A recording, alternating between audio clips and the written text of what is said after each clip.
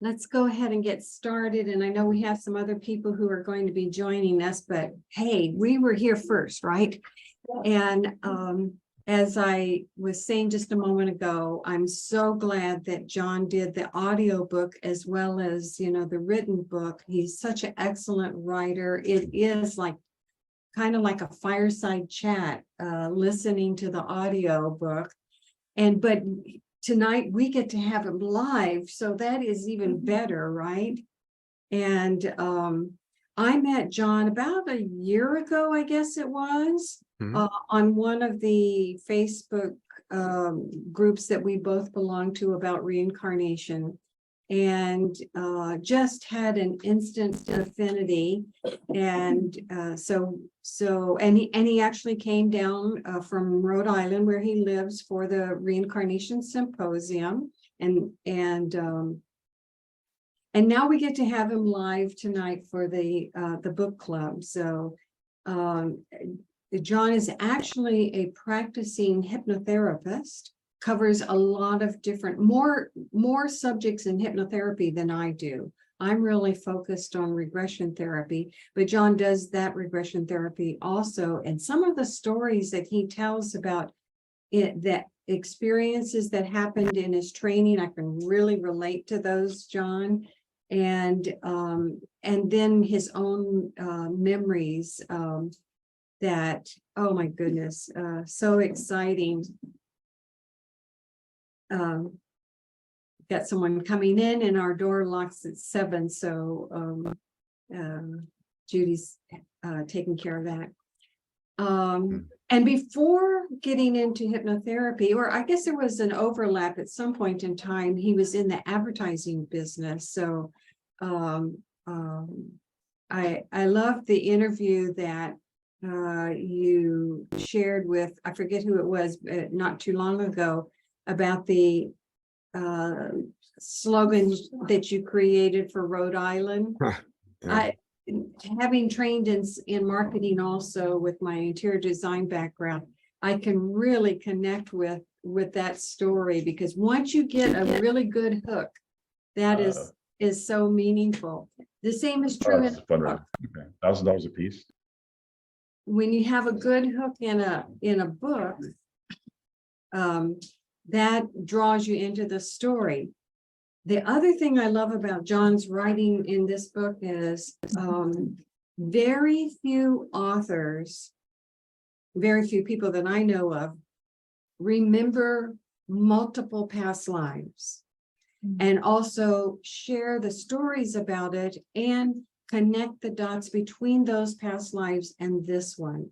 And that's one of the reasons why I wrote Unstuck in Time. And so we were kind of running along parallel, because your book came out about the same time mine did. And so to have someone else who was going through that process was really exciting for me.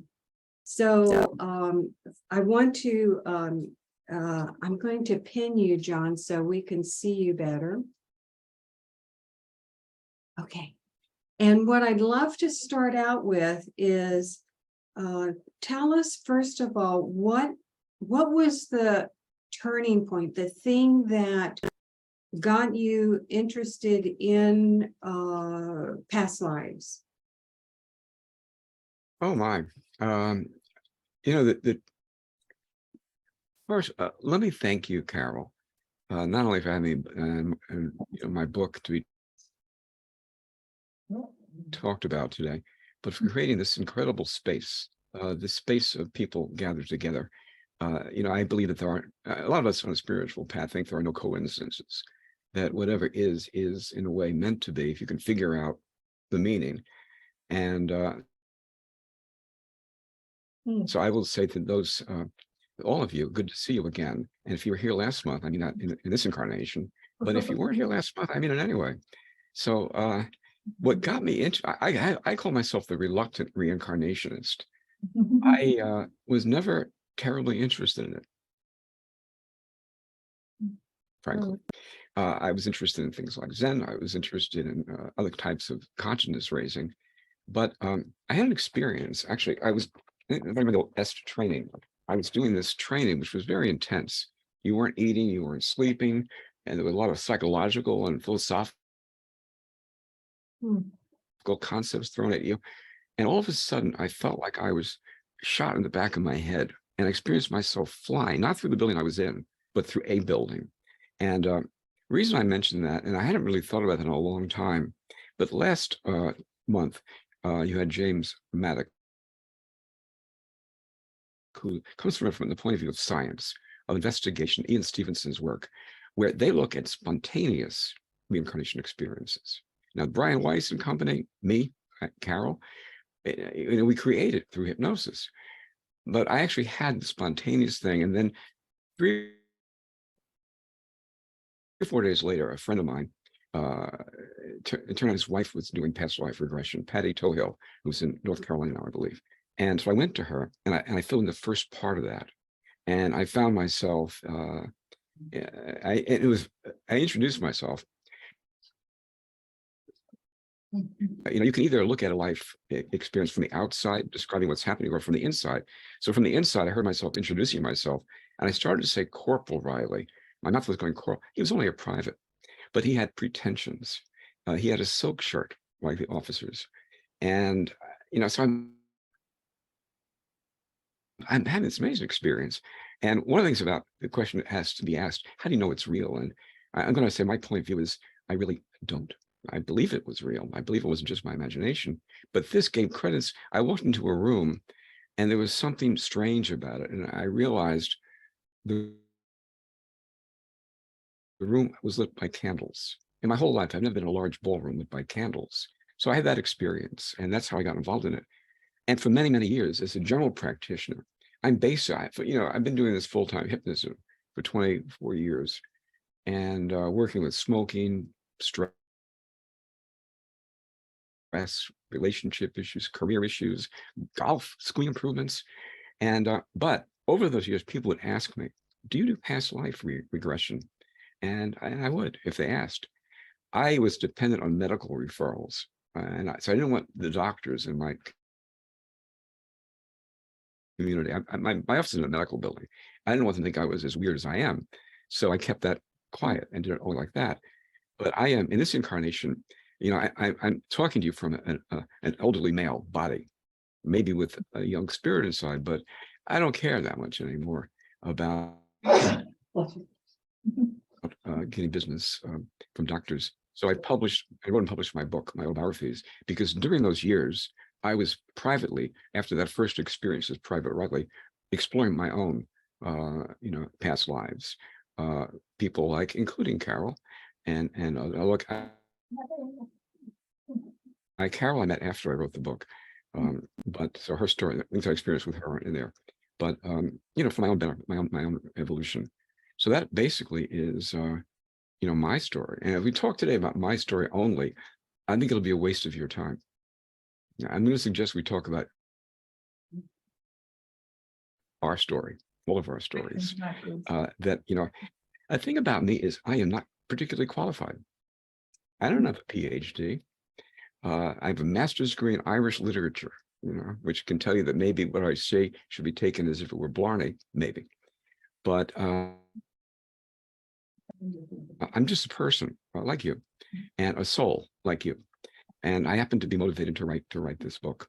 So what I want to talk about is our ideas, the nature of the soul. What is a soul? Its relationship to that which creates this, the deity, humanity's destiny. I have a point of view. I'll talk about what it means to be human, and why anyone should engage in past life work. My book, and also Carol's, I believe, is the start of a new genre. Yes. It's not fiction, it's not nonfiction, it's not memoir. It's a multidimensional experience. So that's my opening gambit there, Carol. Fantastic. And I one of the things I love about your book and you as a person, as I've gotten to know you, is the humbleness. That you consider yourself an ordinary person, yet you're having these experiences.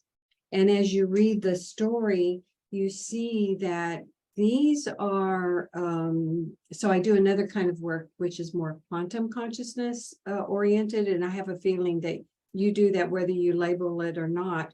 But you go into these places where you understand the world, this life we're living, these past lives, but at a quantum level.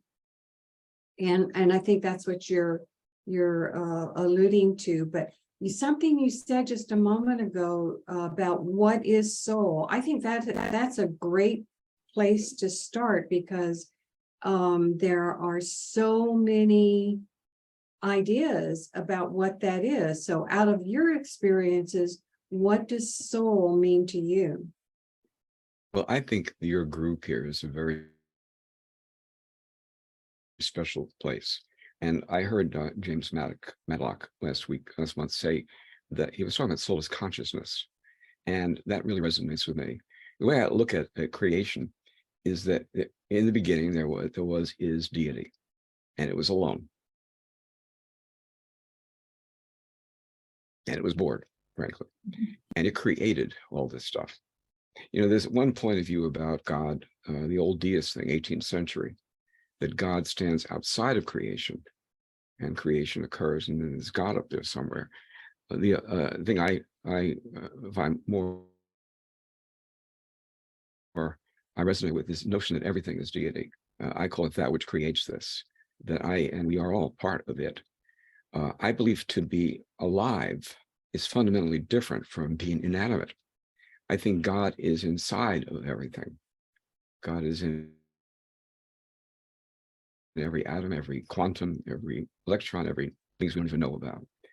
And God consciousness resides within. So I think God's dilemma is, how do I experience myself? You know, and I think God, just for the freaking joy of it, created consciousness, living things outside of it.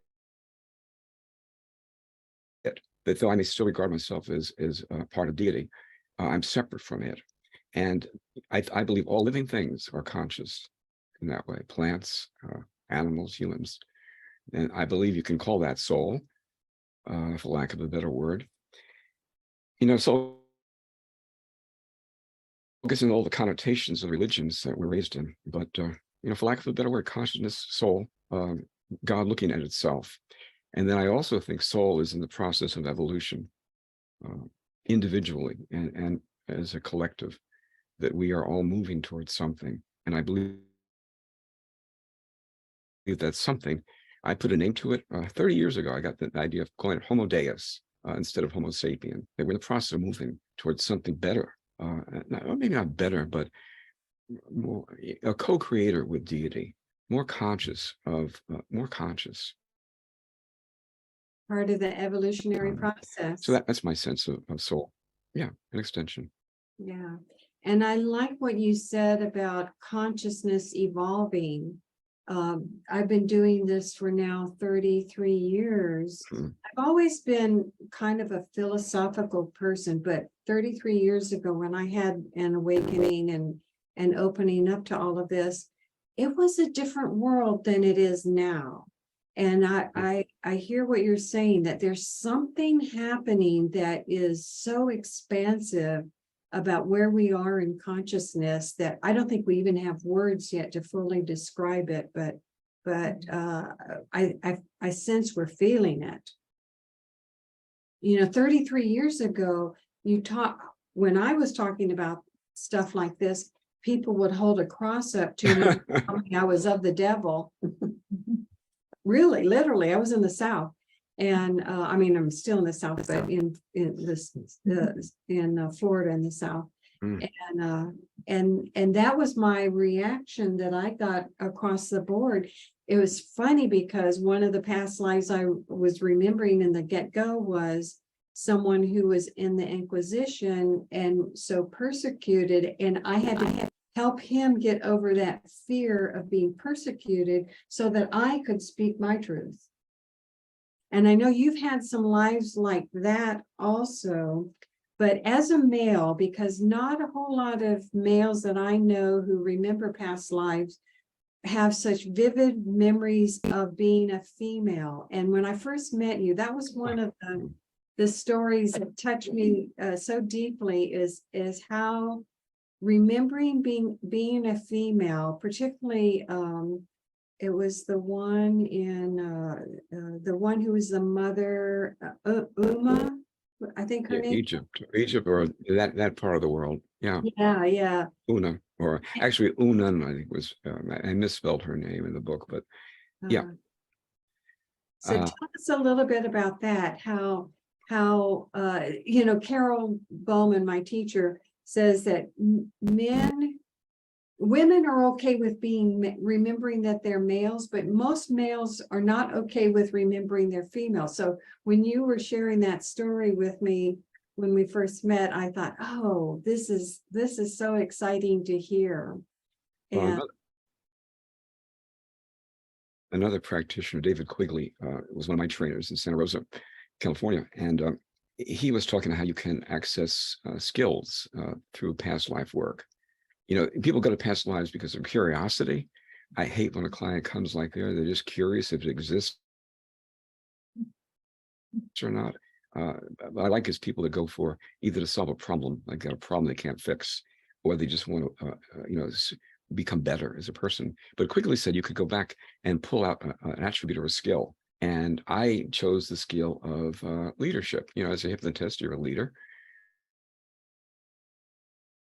And I thought I would enhance my leadership skills. And I found myself this middle-aged woman in Egypt, Alexandria. And that's the name that came to my mind. But, I want to put a pin in that for a second and point out that unlike Ian Stevenson's work, all of us who are grown-ups have seen stuff. I've seen the movie Cleopatra, Spartacus. I've got a database, so I really can't tell. But nonetheless, this was clear. I experienced her, and she was on a boat. She was going to see her sons, and her sons, she had 3 of them, were builders. They built big buildings, government buildings, palaces. They were the Builder Brothers, and she was their mentor. So the idea of leadership, that the feminine nurturing model, was what I got out of it. And I was not expecting that at all. Not at all. I also had the experience with her that being a mother, in my experience of this, is fundamentally different from being a father. In this life, I have 3 children. I love my children. I'm there for them. I do all the stuff that a father is supposed to, happily. But the mother thing is different. These 3 boys, they were big men, had been part of my body. They were mine. They were me out in the world. And in Una's case, one of them, the youngest one, died, her favorite. And she left that life with this incredible feeling of loss. But that was, I wasn't expecting that particular afternoon, to know what it's like more to be a female. I just never knew, I suspect most men don't. How would we? And wouldn't it be a different world if men did remember their lives as females, and maybe they would treat females differently if they did. It's knowing the energy, the feminine energy, and then being able to embody it. Because I'm very Taoist. I believe that we each have some of both energies, and whether you're born as a female and focus on that, there's still a masculine side of you. So when we as females can, and I have several memories of being male, and sometimes I feel like that comes off stronger than my feminine energy and in this lifetime. So, but I love that you shared that. And I love that I forgot momentarily that in that lifetime, you being focused on talents. So often when we have people come to do a regression, it's because of a challenge that has come into our life. But this is the other side of regression therapy that I really love. I call it the occupational therapy aspect of regressing, to remember those gifts and talents that we've worked on in many lifetimes, and that we can tap into the energy of that, the memories of that in this lifetime. So you did that very, very well there. And then you had another lifetime as a soldier. So you obviously brought that energy into this lifetime. What of the 14 lives that you shared, which one for you was the most challenging? Oh, that's an interesting question. Carol, to be incarnated is to be fucking, to be incarnated is to be challenged. Oh, I belong to a Facebook group, as you do, and this guy posted this thing a few weeks ago. He said, I don't care what anyone says, I ain't coming back. It can be tough here. It can be tough here. I did another thing. I did this thing in Colorado with Zelita Grant, and I did a past life thing with her. So I spent, it's 3 or 4 days, 3 days immersed in this. And on the way back on the plane in the airport, I was so struck by this struggle of what it is to be incarnated. As spirit, I think it's effortless. Think it, have it. When you're incarnated, everything is gravity. The gravity wants to pull your arms down, and anything you want done, there are steps to go through, and we're also stuck in the pain pleasure. It's tough being incarnated. So I think all of my lives were in their own way, and I think every human life, nobody gets out of this without drama and trauma. Nobody. I don't care. You can be the richest person in the world, or you can, I know some lives must be more challenging. I didn't have any life like as a Holocaust victim, I guess maybe my lives were fairly, not that horrible, if that answers the question. So none of them really stick out as being particularly, but many of them, they all had their challenges. the other lifetime that you shared,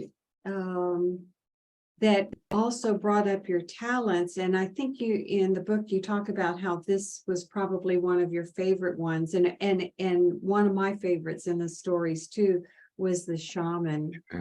He is my absolute favorite. Yeah. You're beaming just even thinking about him. I think lives, you either bring back, he was beautiful.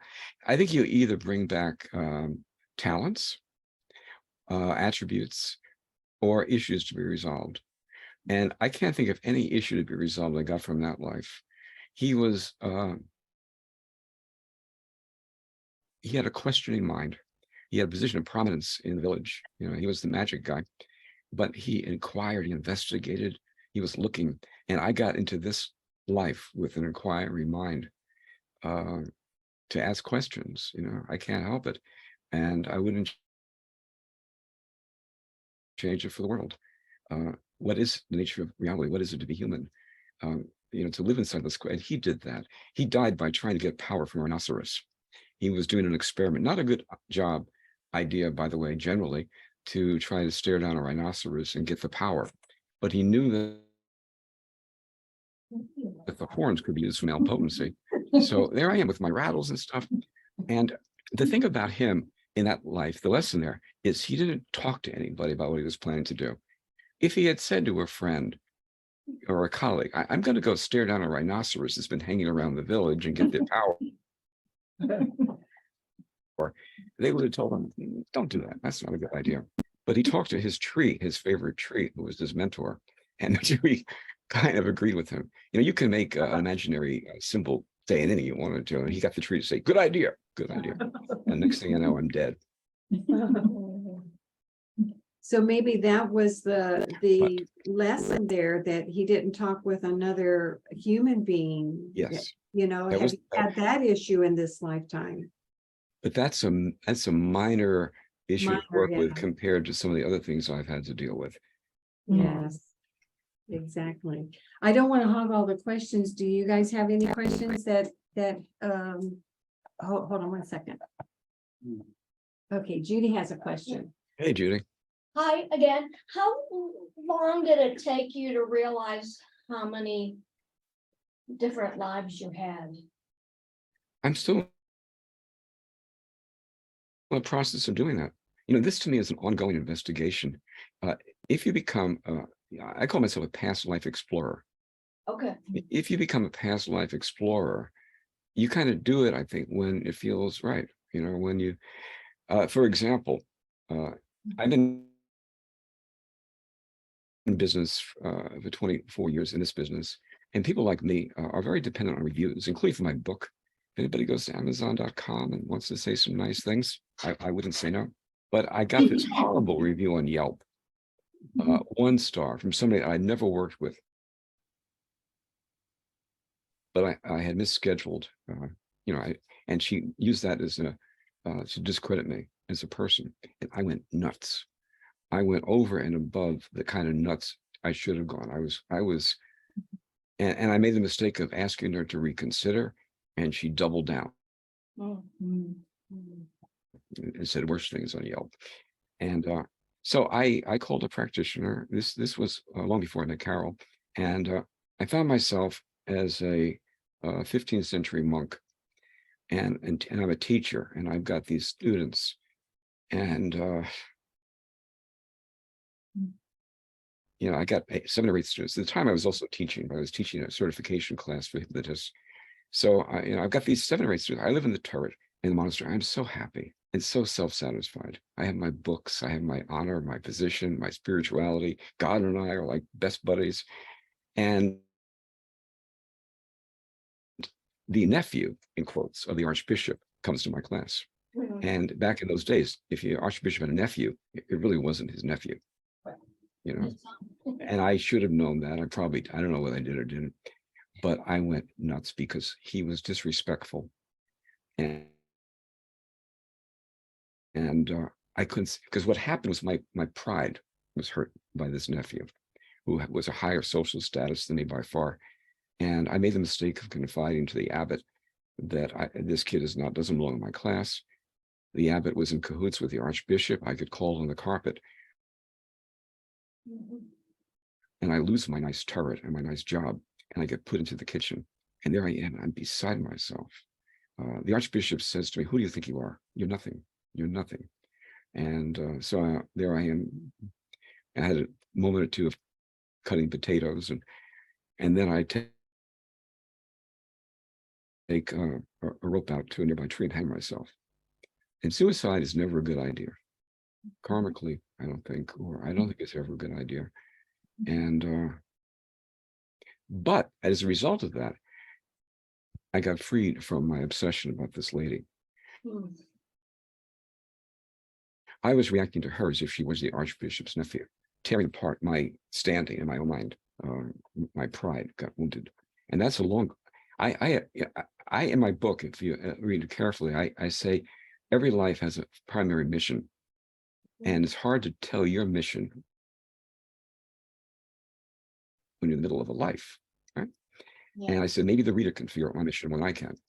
But I've come to conclude is that a lot of my lives, it has to do with the idea of being worthy. You've heard people say they don't feel good enough. And connecting with that is pretension.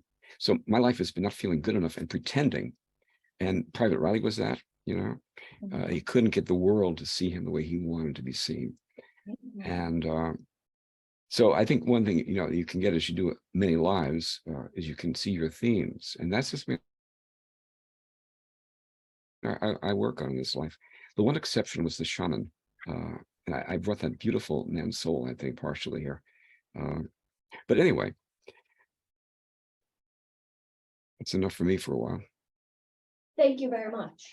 Thank you, Judy. And Suzanne has a question. Oh, and before Suzanne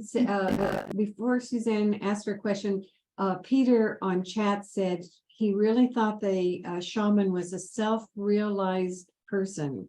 And yes. I would definitely agree with that. Yes, he was a happy dude. Yeah, he really was, and a positive force in his village, and he loved his life until he, got killed by the rhino. Okay, I'm not quite sure how to ask this, but you are linked to all of these lives. Are they linked to one another in some other way than other than through you? That's a good question. Well, the way I look at it, I call it my autobiographies. And again, I say that that's a genre that anybody in this meeting today could create your own autobiography. Right, so, but do you think that there's some Anyone could, link whether you between choose the to publish it or just do it for you. and the brother and, or between? Oh, the- yeah. Well, it's all the story of my soul, Right. of the soul that resides within this body Mhm. that has chosen this incarnation. It's the soul story. This- John Koenig, my sense I talk about in the book is that life, I call it spiritual kindergarten that we're in, but it's also like a play where we wear costumes. And, the costumes include our gender, our social status, our race. Earlier, Carol said it'd be nice if more men would be aware of, would treat women differently if they'd had the experience of being a woman. Well, if you were white and you had the experience of being black, as I did, as a slave child in Georgia and grown up, or somebody of different political points of view, different religions, different social status, the world would be a very different place. I think one of the things you get out of this work is empathy for people, to know that everybody is human and suffering and striving, and that nobody is fundamentally better than anybody else. We're all in this together, I think. And that's a beautiful way to live, I think. I asked the question automatically, was there any research about the benefit of having this philosophy in one's life? And yeah, for sure, culturally, it's not, you can't look at cultures that believe in this necessarily say they're better. But I would love to see research on how a person's belief structure affects the quality of their life. If you believe, I was raised in a tradition that told me I was going to hell. That surely had an impact on me. All right, can I try and Yeah, make this? So do you think that if any one of these other incarnations had such awareness of past lives, they would also recall the same past life? Like, would the colonel or whatever, if he had been self-aware or had the opportunity, could he have also called back to him the shaman or the other? Oh, sure. Yeah. I think from any portal, if your soul is your soul. Right. I have the thought that probably souls are immortal. So it would be fascinating, but And apparently. that includes all of us. I'm looking at the four of you on the screen. I think we're all just souls having this physical experience. Isn't this wild? And we get to hang out together so and let talk about this stuff. Let me ask a follow-up question to Suzanne's. Did any of your past lives become aware of you? Yeah. No, Wow. Not even the not that shaman? no, definitely no. But how about you, Carol? Because you've actually had, and you actually went and checked out. You went back to the village, right? Right. In Yeah. China. And I asked that, I realized that maybe that's So I where don't- you're trying to Yes, go. I'm trying to. Yeah. If they had any awareness of one another or of you or. Right. The very first past life I remembered, her name was Lily, and she happened to have been a meditator. And when I was meditating one time, all of a sudden I realized, oh, I'm being watched just like when I'm doing a regression, I'm watching, the other life. And so that was my first experience of, wait a minute, she's remembering me. And that changed the dynamics of our relationship. This is what I'm talking about, the quantum experience. So maybe we need to do that with one of your or several of your past lives, John. So she always remember her future. Yeah, well, That sounds see, like fun. in quantum consciousness, There's no it's all time. happening simultaneously. So even though in ordinary consciousness, we call it past, present, and future. So yes, so she was back, in the timeline, she would have been 42 BC. Wow. So yes, she would be remembering me as a future self.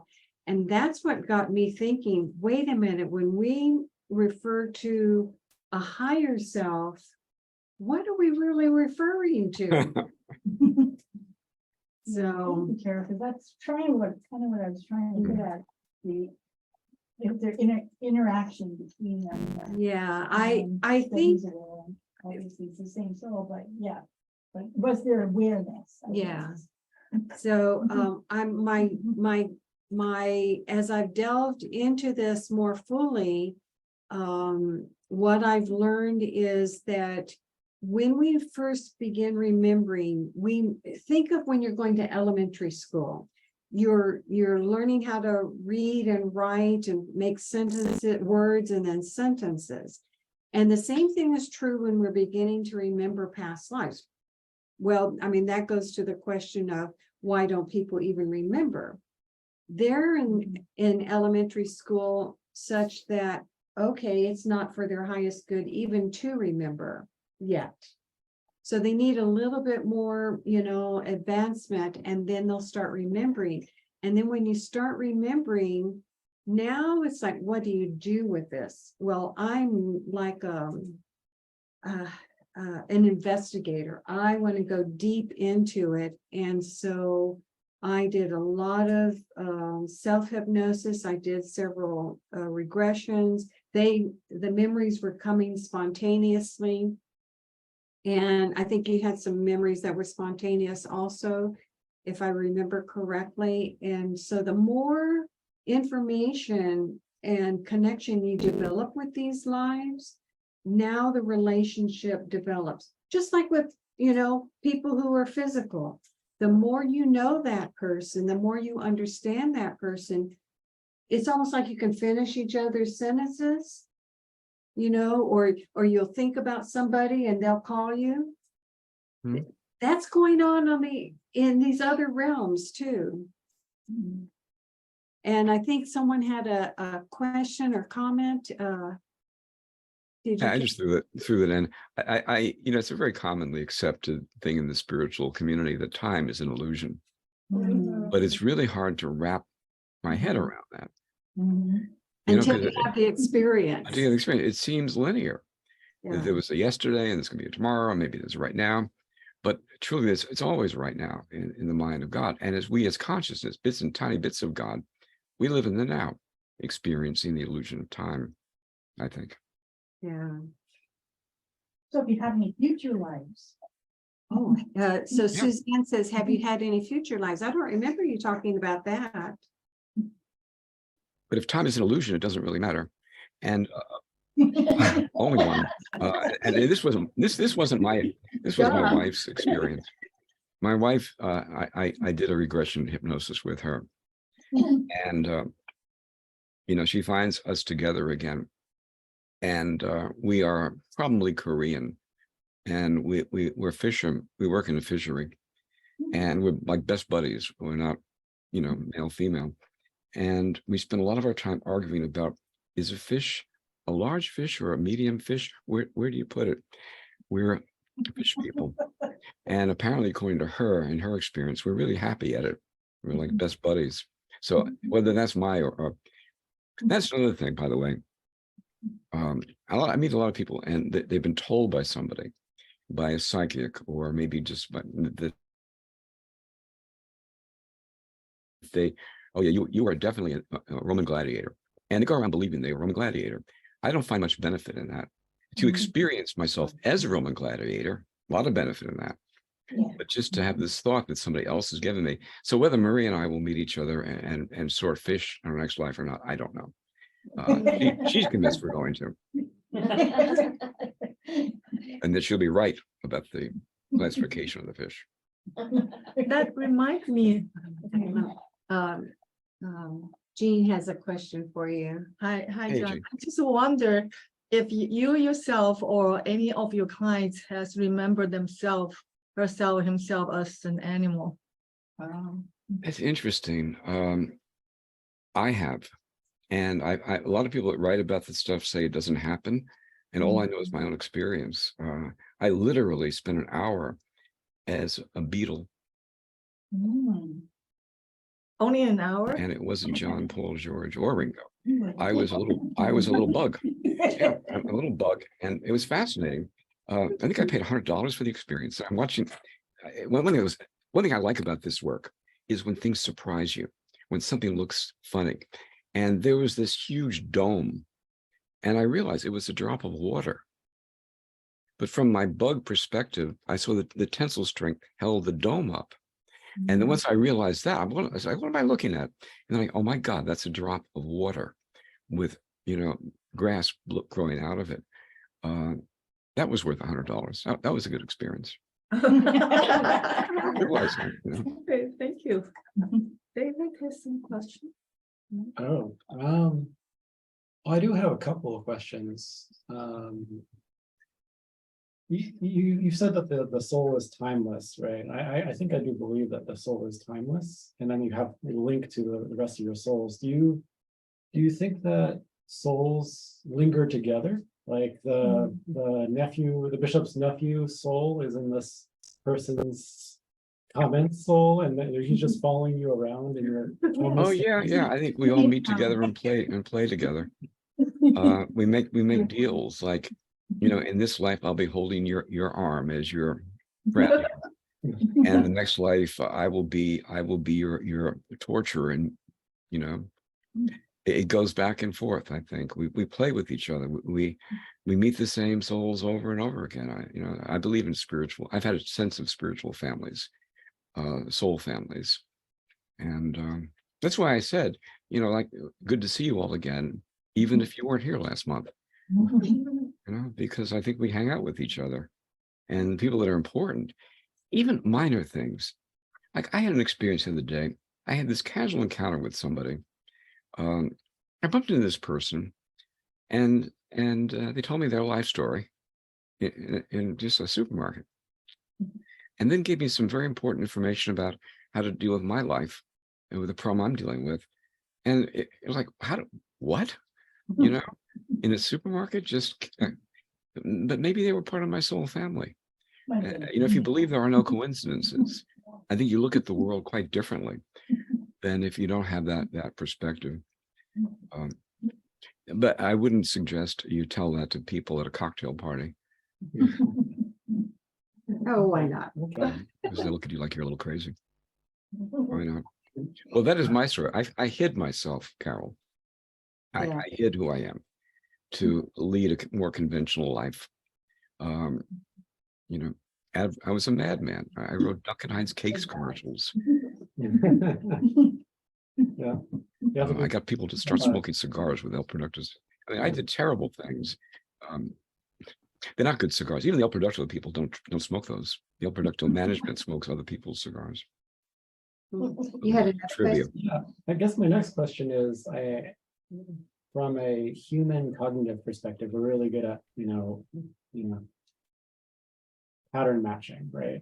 I'm wondering, with these experiences that you've had, what was like the most unrecognizable experience that you've had? Maybe you couldn't even recognize what was happening. It's a good I think question. they all felt right. So they were all recognizable, if I heard your question correctly. Yeah, okay. Wow, even the slave. Yeah. Yeah. Yeah, I get that. When you are having the experience, it's like you don't even connect with your physical body. You're having this experience and you are fully embodying this other person. And it's like truth has an energy, and it feels so true to you. So that's why, we say, even if you think it's your imagination, if that's what you have to tell yourself that, oh, it's my imagination. But then when you think about it, how true does that feel to you? Yeah, and then there are also certain tells that we as regression therapists look for when a person is going through an experience, that the catharsis, the emotions, sometimes a person's voice will completely change. I've seen women or men who all of a sudden their face looks like the opposite sex. They give off this energy like the opposite sex, or like if they're a strong, powerful person, I've seen them curl into a fetal position because of a memory from another lifetime. So, yeah, there's a knowing when you're having the experience. Yeah, got I'd like another. to make a comment. Yeah, go ahead. I'd be curious in the room who has done past life exploration. Would help me know what to say next. A little. Yeah, about One, half no, in our Uh, room. Uh-huh. I think it's really important if you do this work not to expect you're going to have that kind of a reaction. There's a thing in hypnosis, the law of reversed effort, from Emile Coué, the 19th century hypnotist, early 20th century, rather, that the less you try, the better it works. And when a person comes into hypnosis for regression, Yes. if they believe that they, I was definitely an Egyptian princess, no doubt about it, they're gonna be putting their conscious mind in the way of the experience. The way to, and if you think, oh, I'm gonna have an experience like Carol or John, you're gonna work against yourself. You need to. I have a little video I showed Carol. I could put the link in her room. But if you give me your email, if Carol's okay with that, I'll send you stuff. If you put your link in the email, in the chat rather, I'll send you an email. But you need to go into it with a completely open mind. That whatever you experience, you allow yourself to experience. These stories of if I had heard stories like this my first time, I would have expected that, and it would have gotten away. But I had no expectations because I had never done a past life regression. So the person was able very easily to give me to go back. And I tend to do it. I think I'm better at it than a lot of people. Hypnotism is a normal curve. Some people are great at being hypnotized. And I'm in that category. Probably Carol is too. Some people are very resistant. Most are in the middle. So if you're, resistant, and you're thinking that what you're going to be doing is like what Carol describes, you're never going to get anywhere. You're going to just be stuck in your analytical mind. Hypnosis is about bypassing the analytical mind to get to the subconscious, or in this case, what you might call the spiritual consciousness. So that would be my little.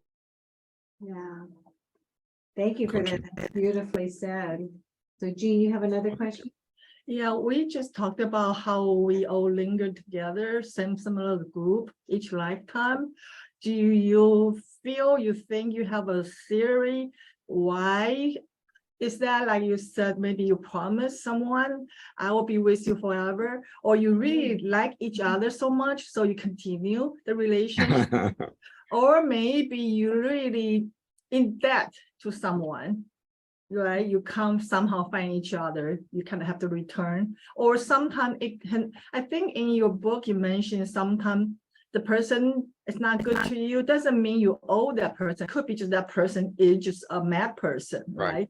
So do you have like all different things? I think all the things you said are reasons why people could choose to play together again. But the thing, if somebody's bad to you, one of the karma, I think, can be mistaken. If you think about karma as punishment, I was like, oh, you must have done something bad in your last life. And you just went, just got hit by a car. You must have paying for a crime.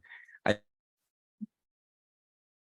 think it's about lessons that, my life before this life, chronologically, I was Polish in World War II, and I joined the SS, and I experienced myself as a guard in an ancillary camp of Auschwitz. And there I am there. And I'll tell you one thing about that life was about dehumanizing. And I had the idea that I had the idea if you had tattoos on your arm that you were a prisoner, you were already dead. So I didn't worry about you. I was 19 years old or so when I died, and I'm a guard there. But my common theme, and this is what I have learned since I wrote the book, is about feelings of fraudulence, inadequacy, called low self-esteem. So this guy was a Polish SS guy, and the real Germans looked down on him. That he was Aryan, but not really Aryan. And so in this life, I get my father. My father, his dad had died in 1939 when Adolf Hitler was on the cover of Time magazine. My father, and our ancestry is German. My father liked Hitler. I got born into a family where my father was a wannabe Adolf. Talk about karma. Does that mean I was being punished, or I had a lesson to learn? I choose to think I had a lesson to learn. I don't think God, karma, whatever, the universe runs around punishing people. That was the tradition I was raised in. What I was told was the one true church. You get punished. You do bad, you're punished. So I constructed my life about thinking I'm bad, trying to appear good, and fraudulence came into. So I don't think I was punished with my dad. I think, and I had an incredible reconciliation with my dad on my way to the astral plane or whatever. But I went to this. I was doing a presentation at a thing where we were training regular licensed therapists in past and in alternative stuff. And I did my pitch, and I still have somebody else's, and she had you imagine your death, experience your death, and she pointed out that some souls get stuck, ghosts sometimes, and anybody that's done past life work knows you can linger sometimes. Sometimes it'll be a long time, so short. So anyway, everybody else I'm thinking is going on to the. I'm lying on the floor. Everybody else has experience. I'm thinking I'm stuck, and then suddenly I begin to move, and I bump into my father who had died the prior year, and I'm blocked by my dad. My dad wanted to be Nazi, and we have it out. We have it out there, and we reconciled, and then he and I went on together, arm in arm, toward the light. This kind of stuff. I have been in therapy. Any kind of therapy I heard about, I would do. From transactional analysis, the old S training, scream therapy, traditional talk therapy, and nothing touched this. And that is one of the things about this work. For people that are in therapy, when you're stuck and you don't get anywhere, well, maybe it wasn't something that happened in this life entirely. I think usually it is, but maybe it's not entirely. And so that's what I got out of this thing. I like my life. I'm 74 years old.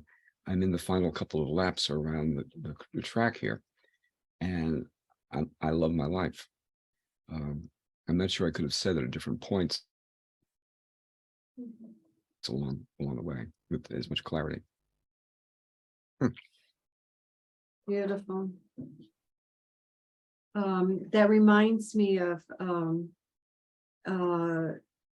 I don't know that you addressed this in the book, but I wondered to follow up with that question is, did you remember a time when you and your father had a previous life together? No. And going back, you may call humility. I'll just try to call it being accurate. There's a lot more work I could do, a lot more work. I've never done that kind of thing, to see where he and I connected. And truthfully, when I think about it, I think you can go to a past life experience with an agenda, like I want to get a skill. You can go into it to solve a problem, or you can just go in to see what your soul wants you to know. And I've generally tended to do it that way. Yeah. What does my soul need me to know? Yeah. Soul meaning the higher self or not necessary? Well, Okay, so, yeah, If I define soul as consciousness, So it's you call it higher self, right? no, I call soul my no, I call soul myself. Okay, it's My not soul- a higher self. No. You Carol uses. It's not. okay. Yeah, I'm inside of this let- body, this let me- Caucasian elderly male body. Yeah, let me explain a little bit. Jean is Buddhist. Ah, And so Buddhists don't use the word soul. They actually use a word called anatta, which means no soul, or I and how love does that translate? anatta. So some people translate it as no soul, but I found another translation that I like even better in the book that I'm working on now, which means beyond being. Yeah. And that I connect with. So that's why I even question how people think of higher self. So I'm more aligned with that beyond being, or what Joel Witten calls meta consciousness. So if you think of, we are all streams of consciousness, every lifetime is a stream of consciousness. So that's what the Buddhists believe. Then, which is a little bit different from Hinduism, and where Hinduism are more connected with a deity creating each incarnation. In Buddhism, that's not the case. And so I'm kind of aligned with that stream of consciousness and the meta consciousness that is overseeing the whole thing. So someone had mentioned in the chat, I think it was Peter, about Seth, and in reading and studying the Seth material, he talks about an oversoul. And so even for myself personally, more than thinking of a soul, I think of an oversoul that disperses a stream of consciousness into each one of our incarnations. And but I'm still working on all of that. So I think we use consciousness too. consciousness, yes.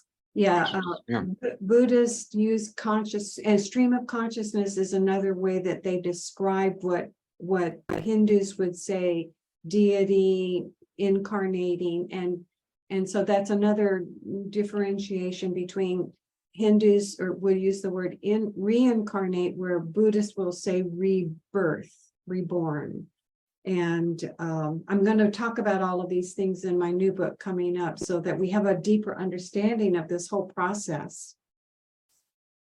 But I love it that, you know, we're picking up on all of these different questions. This is the beautiful thing about creating this kind of sacred space where we can have these kind of conversations.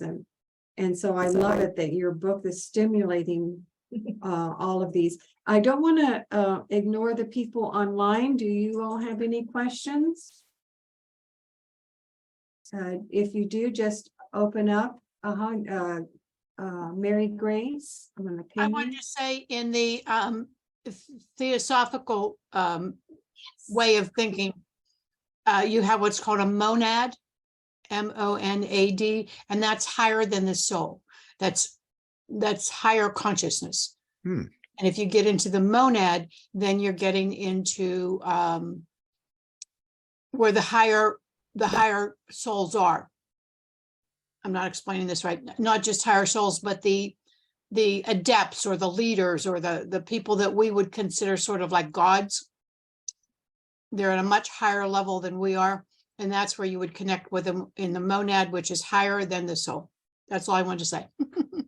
Thank you. Yeah, Mary Grace has studied theosophy for many years. Oh, okay.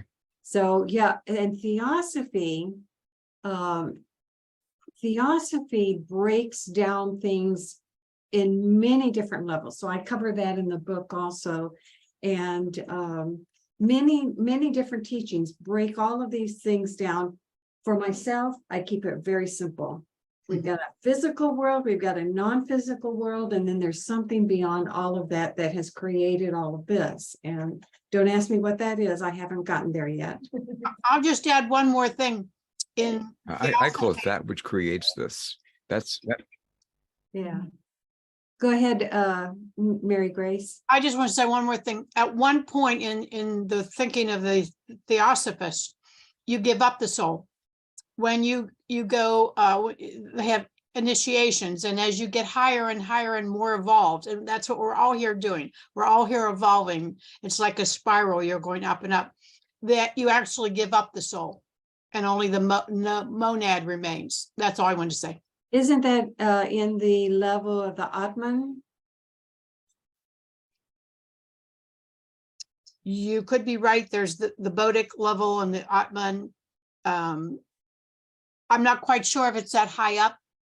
It might be a little lower down where the individual soul is no longer needed. Yeah. Thank you. Isn't it exciting to be exposed to all of these different thoughts? And did you have a comment or question? No, I love theosophy though. It's like a Victorian meritocracy. And I wanted to ask you, based on something you said earlier, do you think you can discern an ethical concept of right and wrong from your experiences?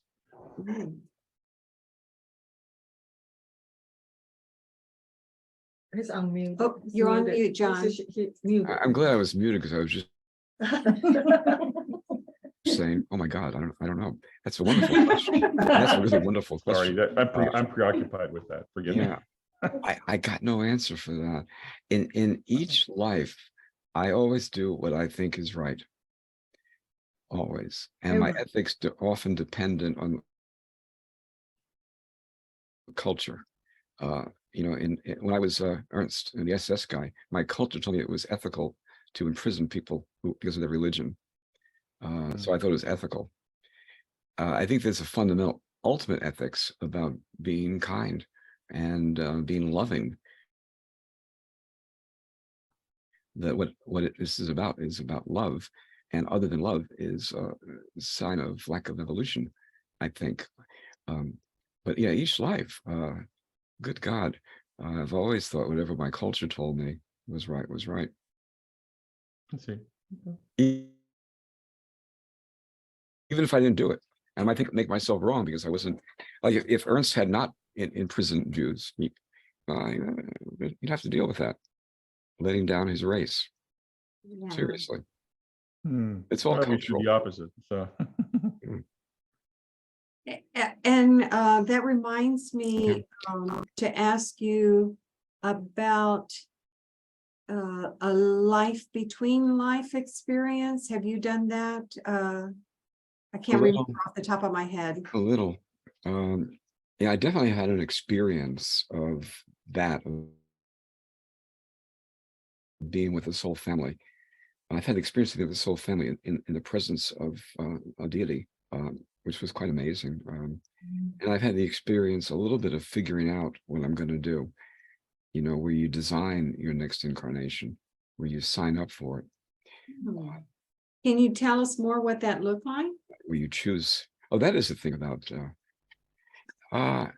it was an experience. I could do I could probably do a map of it. Words would fail.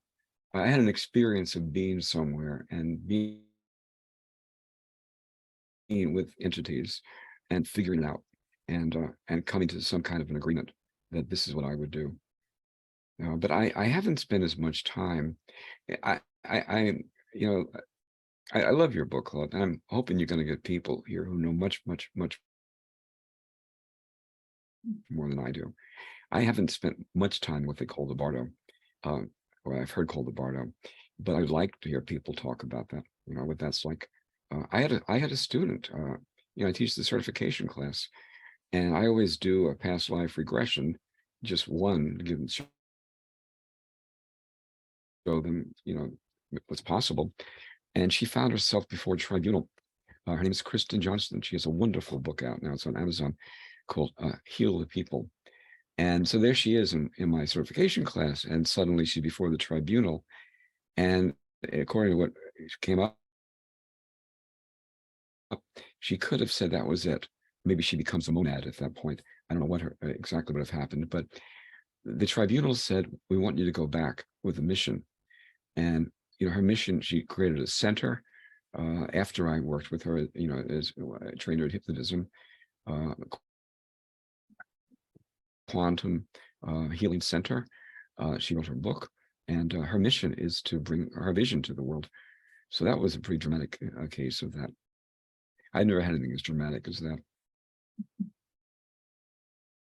I love collecting stories about the life between life. So for those of you who might not be familiar with that, between incarnations, we have what I call the non-physical world. There are many names for it in many cultures, but just like I said, to keep it simple, I call it the non-physical world.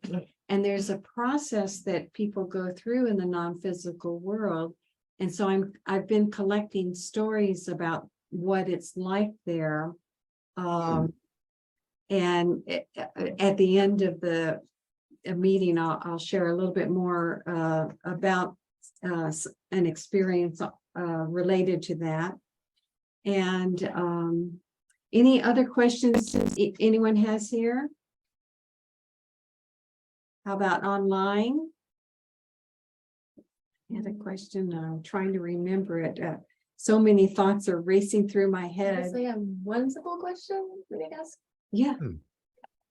Go ahead. I guess, is there a best way to like lead your life or prepare for a next type of thing? Or Good question. I'm sorry, could you repeat that? oh, is there a way you could like recommend or any words about leading your life or preparing for the next one?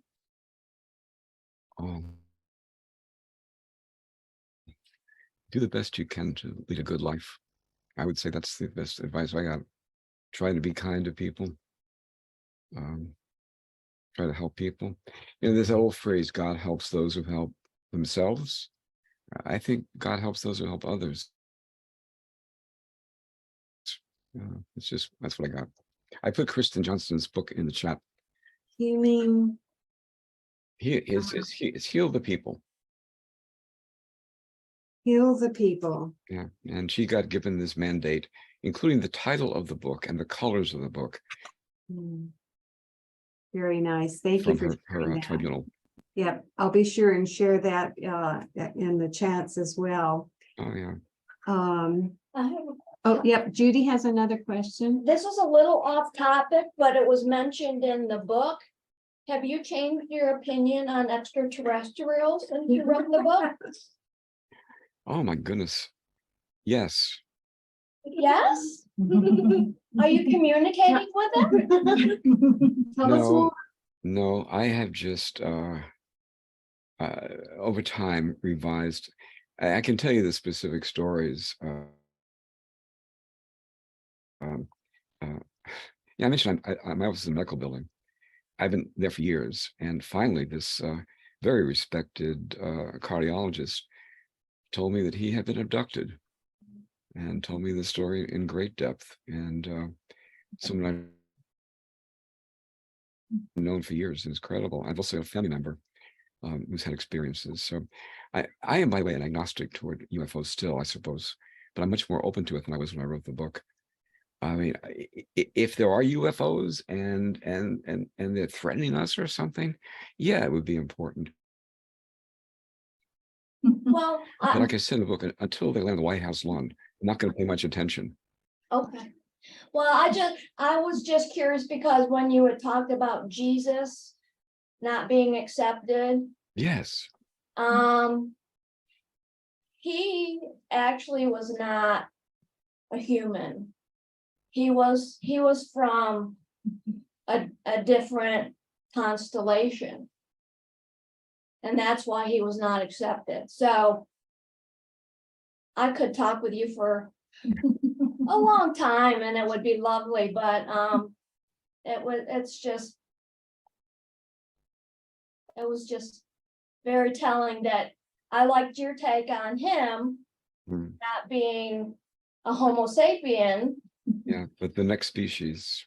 but the next species, but he really was not even human. So it was quite, because he was Mother Mary, but Joseph was not his father. So it's quite a story. So Well, we could spend weeks on that topic right yes, there. we could, but it was just interesting where he, Yeah. I will not go any farther, but I was just kind of curious. But it does remind me of that thing the guy wrote in the reincarnation thing. I don't care what anyone says, I ain't coming back here. It's a tough planet. Yes, it is. You incarnate here, and your mission is what? People should love Yes, yes, each other, and they crucify you. That happens here a lot. yes. A lot. There may be better planets somewhere. It's tough here. Yes. It's tough here, and someone like someone who wants to do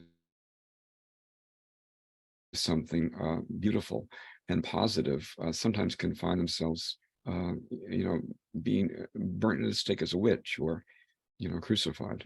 Um, I saw that comment also. This was on one of our mutual reincarnation Facebook groups. I saw that comment also, and I wanted to reply to him. oh, you did.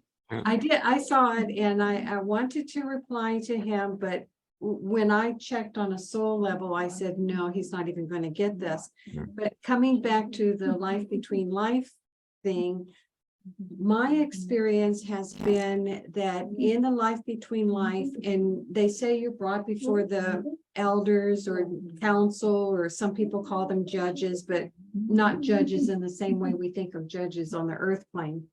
But one of the things that I have experienced and others have experienced in that level is that, first of all, there's no judgment. And over and over, the message is you are really doing the best that you can in any given moment. But if you haven't done, now that you're in this place, if you do the life review and you say, oh, I really could have done better, then you just learn from that and you go on. But there's such unconditional love and compassion. So there's not that same right or wrongness thing, duality, from a soul perspective or the life between life perspective. And I wanted to say that to that gentleman. And then the other aspect that I've learned in the life between life experiences, the unconditional love, that we created this earth world, this earth experience to love, to experience love. And one of those things is to love this life that we're living on this earth. And so my comment would have been to him, until you can learn to love the earth, you're probably going to come back. But I didn't think you would get that, so I didn't. So here's a question I'd love to throw at you, John, because I know I've experienced this. I think a few other people that I know who remember lives is that, so you wrote the stories, but have you had more memories from those different characters that have shown you even more about their lives since you wrote them? The short answer is I don't think so, but I've been able to draw on my memories and my sense of their essences at certain times when I need it. Keep in mind, most of my lives have been problematical, so it's kind of hard to draw on my slave boy and George's experience, which was just pain. The shaman I can draw on sometimes, but I haven't got anything more.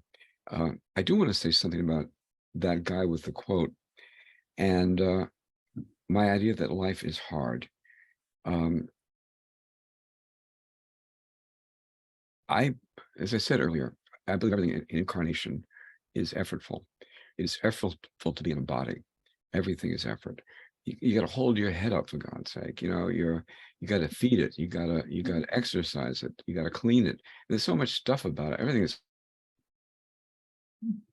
like burdensome. And I was thinking about it today. One of the issues I have, one theme is fraudulence and pretense. Another is addiction. You know, if you read the book, you'll know I've been in recovery from alcohol for many, many years. And I had experiences. I went to the root of how I got to be alcoholic. It had to do with pain, some situations as a hunter, and then a murderer. Anyway, so I had this tendency not to want pain, to want to get out of pain. I think the other part of it is I want everything instantly. Addicts generally, we want what we want when we want it. We don't want to wait. And you know, a pill or a drink or placing a wager will give us a kick out of reality. And I think one of my things in this life dealing with addiction is I think in order to progress, it's necessary for me to accept incarnation. I need to get used to being in a body before I can go on. And you know, even though I wrote the book and everything, and you know, I'm just honored and delighted to be the focus here. I am not that advanced. I'm in process. I'm learning, and I think that one of my big lessons is to be comfortable being in a body. Simple as that. Before I can go on. Oh, you and me both. Yeah. That's a beautiful lesson. I thought you would be very comfortable having a body. No. No, actually, no. Although I have a different attitude towards extraterrestrials, for the longest time, I felt like I was on the wrong planet.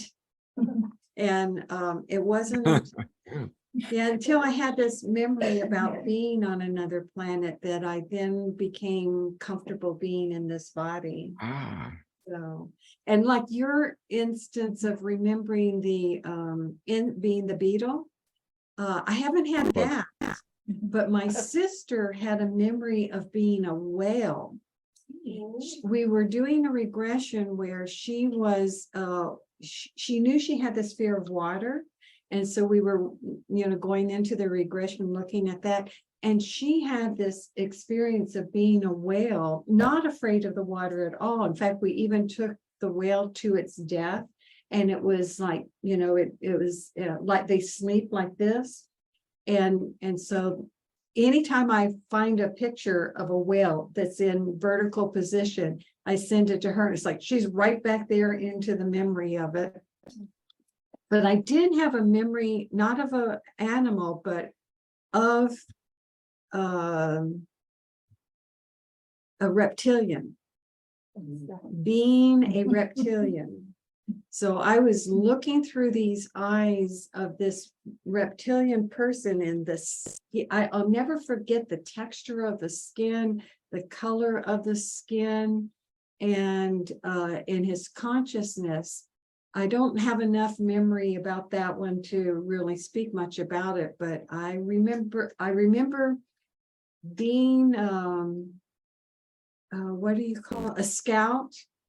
And that we were, there was a group of us, we each had shuttles, and we were coming to the planet to see if it was habitable yet.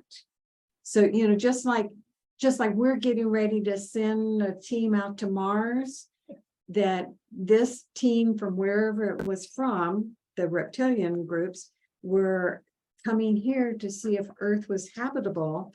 And so when people talk about reptilians in a really negative way, it really bothers me. And because David Icke has this whole thing about reptilians, and it's just like fingernails on the chalkboard when I hear him talking about that. Just another fluky experience in this world. You know, the thing about ethics, the question Peter had, if you're incarnated as a reptile on another planet, you would have whatever ethics they have. I would imagine as a reptile, a whole different ethical system. I think different way of looking at the world entirely. And who knows how many multiple trillions of possibilities are out there. Well, and that's a really good point, because what I discovered in remembering that past life was that the personalities of those reptilian people were not unlike the personalities of people on Earth. And the way that that unfolded for me was my particular character's shuttle had been sabotaged by one of his colleagues, so that when he hit the Earth plane, rather than just hovering over it and landing properly, he hit and he died. And it was like looking through his reptilian eyes at the person from the other shuttle and getting this knowing that, oh no, that person was responsible for the sabotage to my shuttle. So it showed me that, ooh, you know, we have a tendency to just assume people from other planets must be more highly evolved than we are. But they were showing me that they had personalities, they had foibles and flaws just like we do. So I'll share this one other little thing about extraterrestrials. That experience opened me up a little bit. And then, are you familiar with John Mack? So he was a psychologist from Harvard, and he started talking to people who had abduction experiences. So he went from being totally skeptical to someone who like, okay, something is happening here. And he put his whole reputation on the line. He did not lose his standing in the Harvard community. They did a review thing, but he didn't lose his standing. So I was reading his stuff. And then I had this experience where an extraterrestrial, I was meditating and an extraterrestrial popped in my living room. And I thought, oh crap, what's this about? And because of that memory of the reptilian, I said to him, do you people know what you're doing? This is not good karma. And boy, that must have shaken him up a little bit, because all of a sudden, poof, he was gone and he didn't show up for a month. And then I had this weird thing. It was a little critter on the wall of my apartment at that time. And I put it in a jar because I'd never seen anything like this. And so a month later, this character pops back again. And he says to me, what were you doing with that thing in the jar? That's what we were doing with people we were abducting. So the jury's still out for me. I'm still processing all of that, but I can't deny that I had those experiences. So more than I meant to share, but this is beautiful that we're opening up, we're questioning race, gender, ethnicity, culture, spiritual teachings, and even extraterrestrials, right? So I wanted John to share one of the poems. You ready for that? I'll give you a moment. I am ready for that. That would be a pleasure to me. Yeah. I asked him if he would share one of his poems, because as those of you who heard the audiobook, his voice is just hypnotizing. And so I asked him, which of the poems would you like to share? And he knew exactly which one. And I agree, this will be just a beautiful way to sum it all up. So whenever you're ready. Good. Well, I called, my book is called My Autobiographies, and it's very self-serving, but if anybody feels like giving me a review, I would appreciate that. But it's My Autobiographies. This poem is called Our Autobiographies, yours and mine.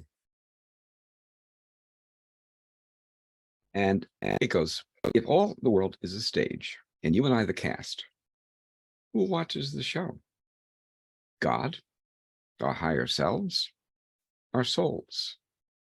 Or are these dramas simply stored on forgotten shelves, forever unread, forever unseen, perhaps later by ourselves, on this old age finds us musing, yes, this was me. I lived an amazing dream, now coming to an end. Is that all there is? Tales told by myself, to myself, for no one, nothing, empty and meaningless, like a play performed in a theater where all the seats are empty. Did it happen at all? Not even a dream, just a nothing for no one. Or do you and I play a role in this great epic with a divine audience, in rapt attention to every twist and turn of our plots, a series of never-ending beginnings, each a step closer to transcendence, the divine, something at stake, of far more significance than any life's successes, failure, sadness, grief, or joy. So I choose to believe and invite you, dear reader, to join me. Join me in this magical quest to be not your mind or your body, but a soul witnessing divinity unfolding, infinite growing, becoming one with whatever creates this universe, the cosmic observer, universal creator, master storyteller, that which creates this, before the beginning, past the end, always present, waiting to be found and then refound over and over, joyously, rediscovering and rediscovered within. That's my pitch.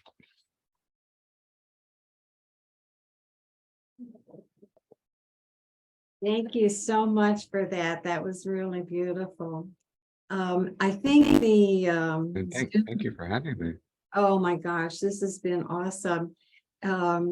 We'll post the recording on the Facebook page. I think Okay. the Zoom will take out the little glitches that we had in where it got frozen and what have you.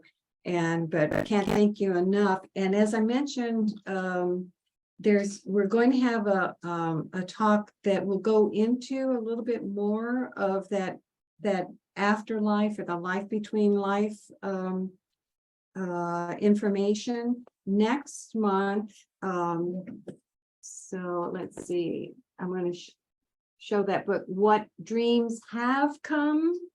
The title may seem a little bit familiar if you've seen the movie What Dreams May Come. What Dreams May Come. Stephen Simon was the producer of What Dreams May Come, and also Somewhere in Time. And it's so wonderful that people in the media are having awakenings also, not just you, John, not just me, not just all of us, but like you say, the cardiologists, so many people are having awakenings. There's something magical going on. And so what happened with Stephen Simon was his wife died unexpectedly. And she came back to him though. And so together they wrote this book about what dreams may have come. And so they talk a lot about what's on the other side. So the book just came today. I ordered it. It just came today, and he's going to be our speaker next month on May I believe it's the 17th.